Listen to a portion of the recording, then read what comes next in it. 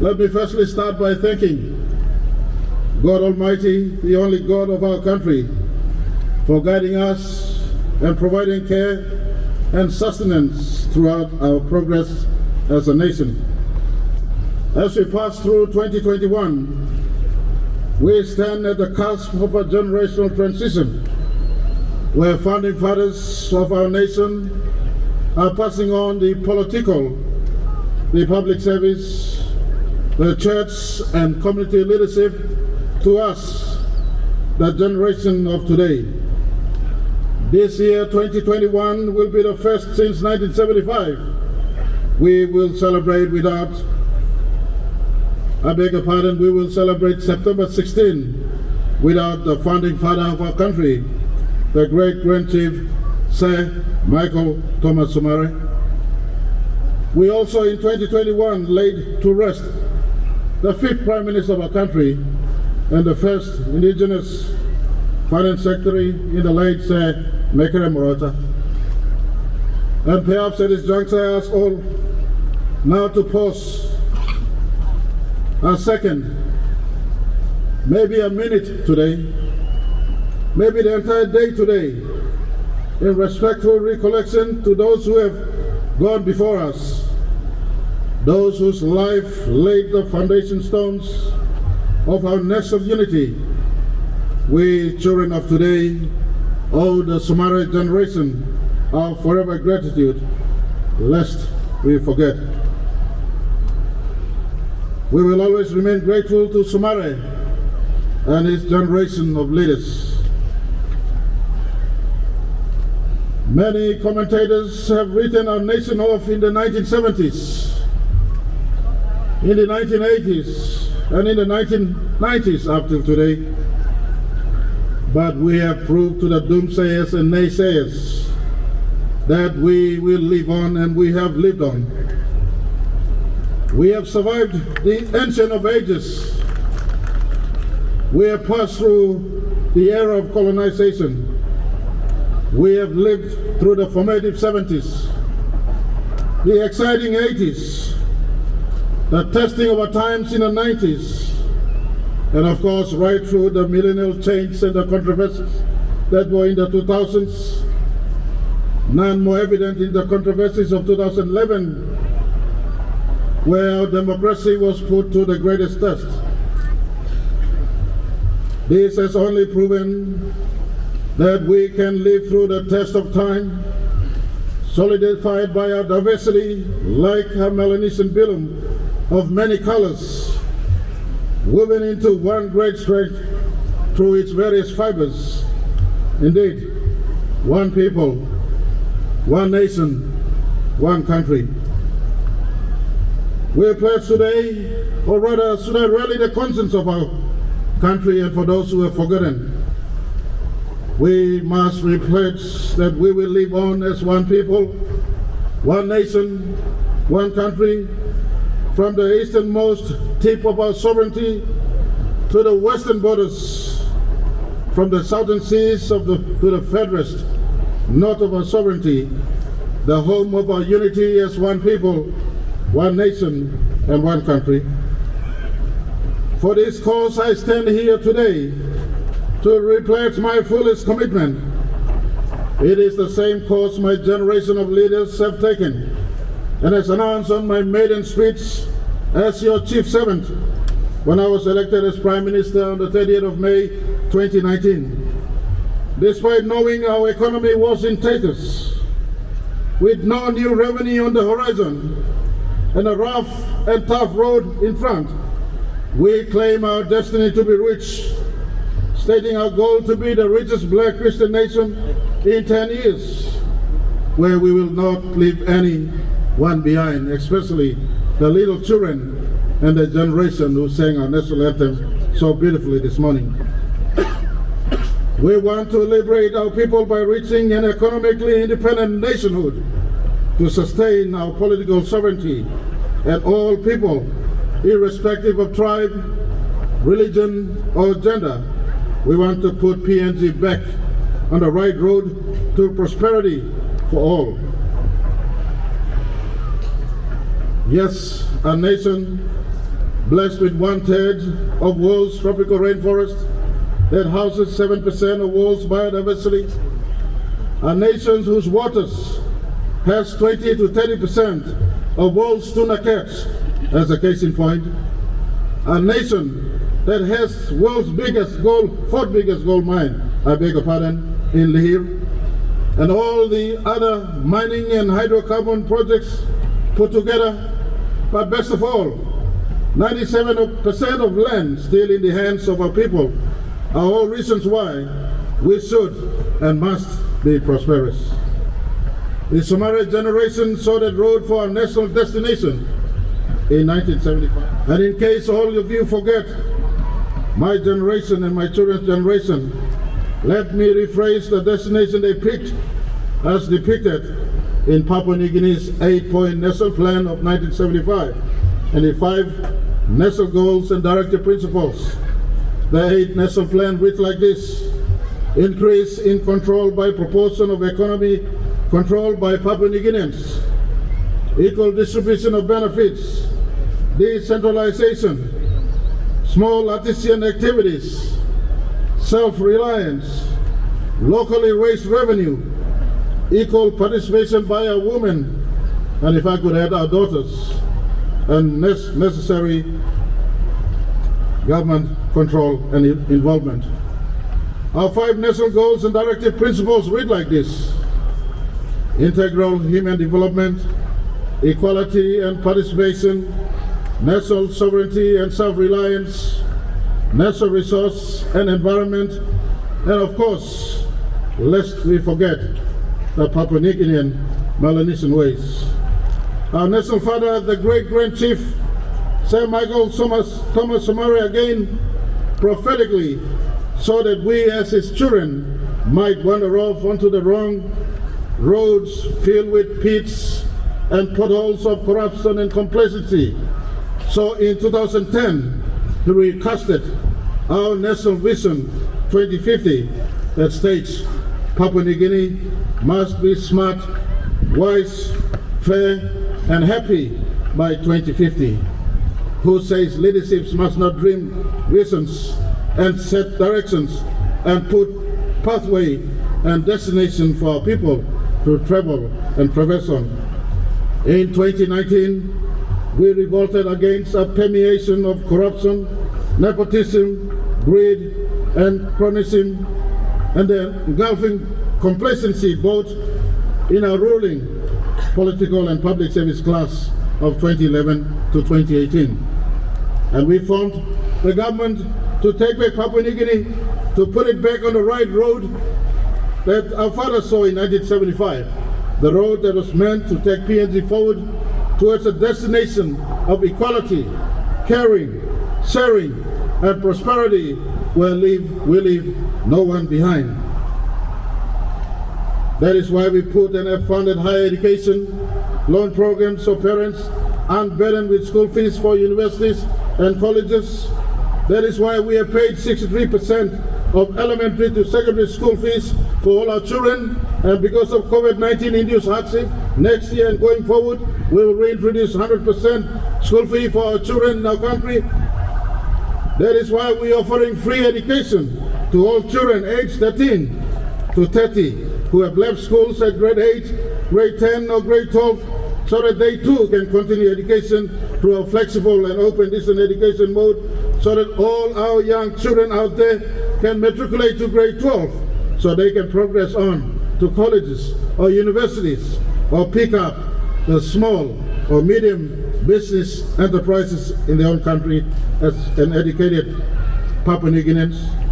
That is why we have put already 200 million kina in 2020, 200 million kina in 2021, and 200 million kina will be in 2022, and for the next remaining 7 years and right through the 2020s, so that our people can have easy access to cheap financing with low interest rate, so that they too can go into agriculture, tourism, industries, cottage industries, and small businesses to big businesses that our father saw in 1975. That is why we're supporting our rural farmers with price support and freight support to assist 80% of you Papua New Guineans who live off your land right throughout the length and breadth of our country. That is why in the last 2 years and 3 months we've started to build over 100 rural district roads, provincial roads all over our country to bring both our people and their producers or your producers to market. And we try in this context to leave no one behind or no place behind. You today see roads push plants into some of the remotest areas of our country, like Telefoming, like Maramuni, like Nuku, like Karamui, like Finsafen, like Siolum, like Efora, like Kiminokapa, like Minyama and Asiki, like the Kiriwin Islands, like the Siasi Islands, like Bogia to Anwa, pushing to Angoram, to name a few roads that our government has built under our signature Connect PNG plans to develop into the next 20 years a road infrastructure and enabling infrastructures that connects and binds our nation together as one people, one nation, and one country. That is why in the last 2 years, we paid over 700 million kina to outstanding contracts, government service contractors, contractors of our roads, airports, ports, buildings that previous governments gave, but were not able to pay. That is why we are now revisiting with our development partners places that have missed out on infrastructures for many years or past, including investing in new ports in Keviang, Lorengau, Wewak, Popondetta, Banimu, Kimbe, Buga, to name a few. And the latest international airport in Najab, we are currently building with our friends from the Japanese government. To ensure our economy is sustained, we are partnering our development partners, and I say thank you to Australia with a reliable and affordable communication industry, communication network. I beg your pardon, we're putting right throughout our country. We're also working to unbundle cheap power from hydro, from geothermal, and from on gas. With this cheap power and accessibility is being rolled out. We also are partnering our judiciary for the e-satellite program for satellite connectivity of all our judiciary. For our health sector, we inherited a broken down system with dilapidated infrastructure, and COVID-19 pandemic exposed the total vulnerability. However, that has made our resolve and determination to fix our country's health system for the better, and we have stated that by 2025, my generation of leaders will deliver to our country 22 modern hospitals for our 21 provinces and Bougainville. We attend to all our country's recurrent and development needs through stabilizing our economy with responsible 2019 supplementary, responsible 2020 budget, and today operating 2021 money plans, so that we keep our country's economy afloat in very unprecedented times that we have lived. But we must know we can do better in our economy to sustain our country, because despite our best effort, our country's needs remain bigger than our existing revenue. This compels us and my generation of leaders to push stronger positions to take back more from our natural resources, as I mentioned earlier. That is why we took back Pogra, a far better deal where we will pass 40% of our share to all landowners and sub-national government, just like we have passed 40% of Edirano to the Koyaris and Central and NCD, consistent with our father's 1975 views that we must decentralize and empower our people who are really the resource owners. That is why we are taking time going carefully over with our investors in other oil and gas projects and also mining projects, so that within the provision of our law, we get our full entitlements.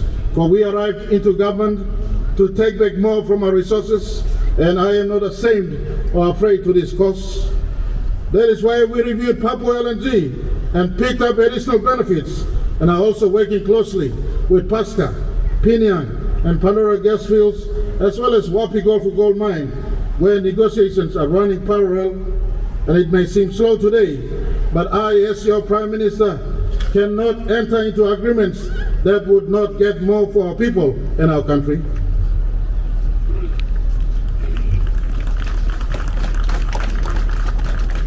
That is why we have sometimes have to have short-term pain for long-term gain, so that in the long run, we don't get leftovers and become real partners like the new program that we have assumed 51% of equity.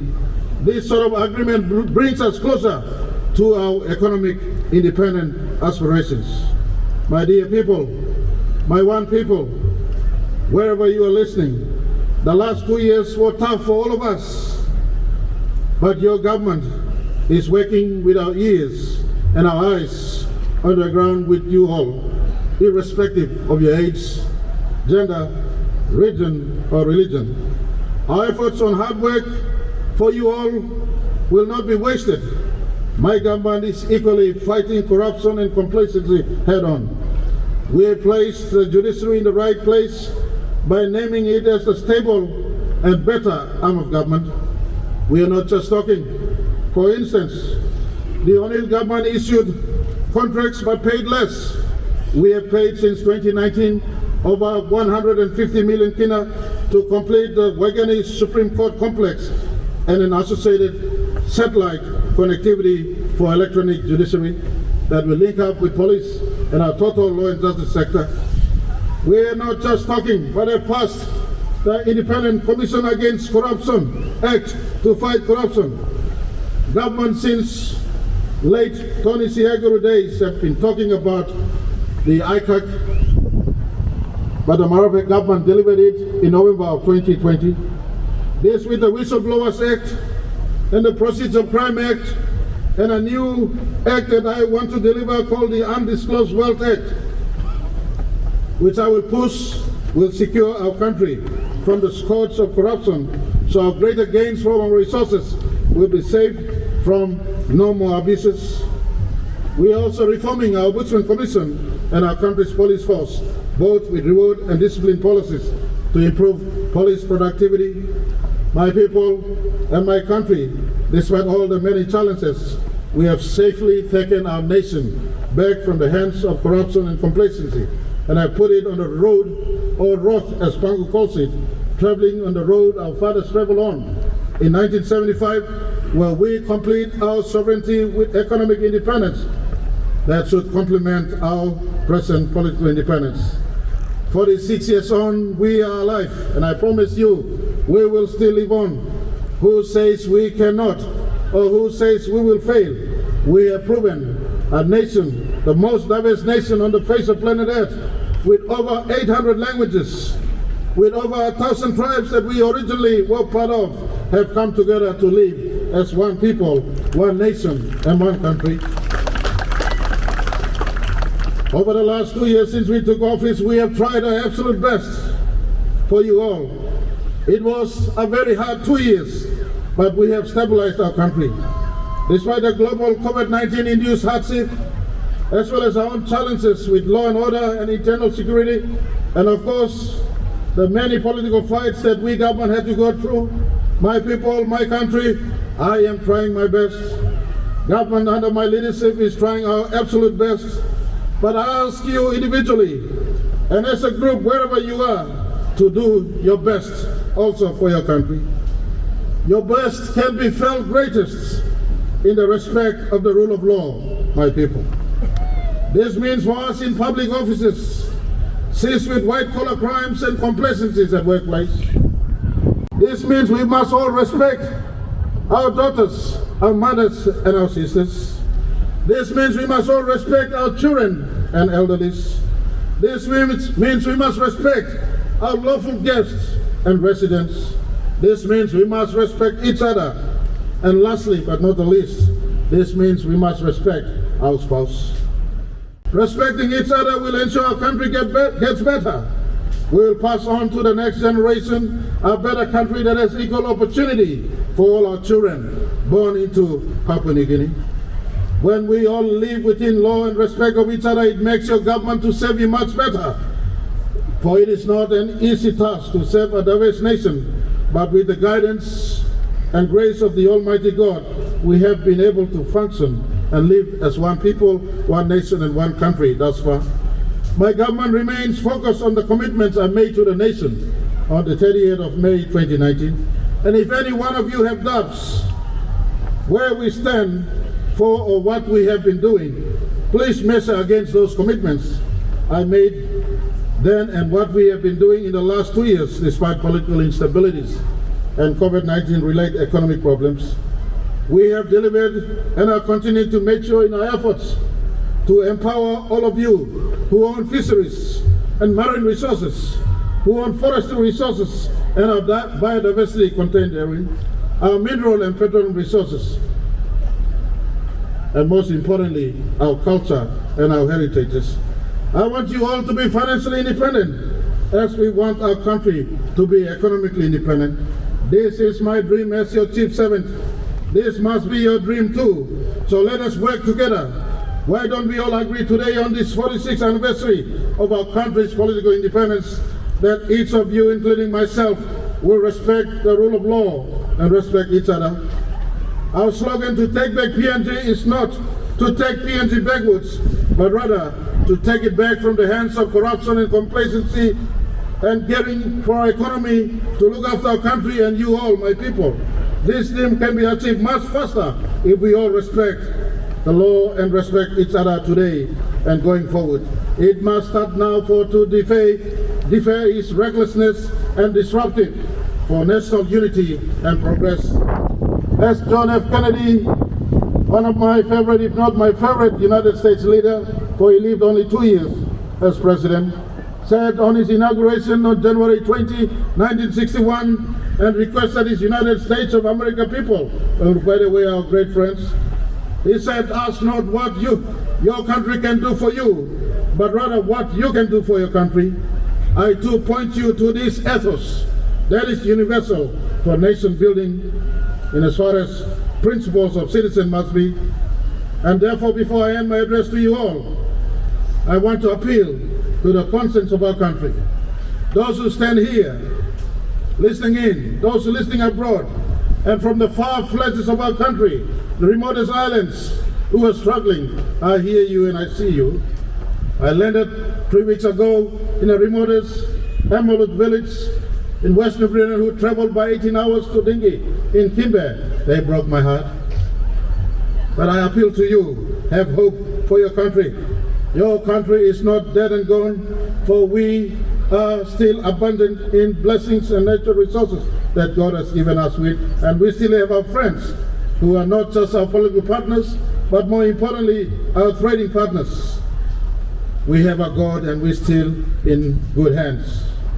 I want to remind each and every one of you, we must rally together our national conscience to put self behind of others, to put self behind of government, and to ensure we ask not what Papua New Guinea can do for us, but what you and me can do for our country. Our country has been a blessing to many. I stand here today as a testament to this blessing. Who would have thought someone from the rural outbacks of our country, from the early 1970s to 76, celebrating independence in the remotest nomad river of Western Province, who would have thought someone who did grade 1, 2, and 3, 1, 2, I beg your pardon, in the remotest Oksapmin of West Civic Province, who would have thought someone who did grade 3 in Kandep of Enga Province, remote Kandep, who would have thought someone who did grade 4 in remotest Omara of the Obura Wananara electorate in Eastern Highlands, who would have thought someone who through the Christian upbringing have network of friends across Papua New Guinea, from Manus, New Island, Bougainville, and right throughout the Papua region, and throughout Momase, and throughout the highlands, from the outback of our country can emerge as the 8th Prime Minister of our country. In one lifetime, you and me, our generation transcended from absolute obscurity into cyber technology age. And I'd like to appeal especially to the privileged class. Those of you who are employed, those of you who speak English, those of you who lead in various organizations, the greater the responsibility in our awareness, the greater the challenge is on us to lead up front and not from back and dealing and swindling of public funds and corruptions. The call is on us to rise up, the ruling generation today, for we took back government from the hands of complacency that ruled our country the last 8 years before 2019, to be here today so that we put our country's interest ahead of self. That is why I appeal to our people. This is the last September 16, facing 2022 general election. My government commit to you a fair, to the best of our ability, a fair election result for all. And if you people out there say that one of us or none of us have performed, you have every Section 50 right prescribed in your constitution to remove us from the face of politics in our country. That is your right, my people. Today I appeal to the educated, privileged few, the 1% and 2% of our country, and our friends who reside in our country and do business. Leave not my ordinary Papua New Guineans behind. Pick them up, lift them up, take them along, put them into the right place, put them into the right road. For you to leave them behind is disaster for your children and their children. This is a country that God has blessed us with enormously. It must be a country for all and not for few. And I appeal to every one of us today on this.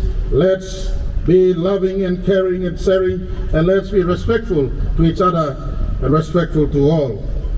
And for this, as I come to the end of my conclusion, it will be remiss of me not to thank many of our development partners who have stood with us since 1975. Our institutional partners and our bilateral partners. Most of you are sitting here today or tuning in. I say thank you very much from the bottom of my heart on behalf of my people, especially the rural, simple people of this country. Thank you very much for your support to us over the last 46 years. Don't give up on us as yet, for our 13% of world's rainforest is global asset that we keep. The 6% of world's biodiversity is global asset that we keep. And of course, the huge marine resource we have are global assets that we keep. And I ask you, remain with us and partners, and I say thank you this time. On this anniversary of 46 years of independence, I say thank you to all our friends who have been with us since Australia, our good friends, Australians, let us loose as an independent sovereignty in 1975. I also would like to say thank you very much on behalf of our country to all of you who operate business, from the little businesses to the big businesses, the conglomerates, the big multinationals. Thank you very much for keeping our economy oiled and alive, and I appreciate all of you on behalf of our citizens. To the multinationals, my fight to take back more for our country's natural resource will not be working in isolation, but will be totally cognizant to your rate of return on your investment. And you must understand that when I take back more from our natural resources, it makes Papua New Guinea safer and better for all your businesses to continue on operating and for all of us. But having said this, I say thank you to all our multinationals. Papua New Guinea also owes you our gratitude and thankfulness. Papua New Guinea's God, our Christian God, in times of COVID-19 has looked after our country, and I pray the same blessing that our God will look after you, your family, your business, your institution, your country, and your people too, as planet Earth goes through this travesty of COVID-19. And for my people, say hello to the sister next to you, for she needs your love and care. Today, as we commemorate 46 years of independence, lift up someone next to you.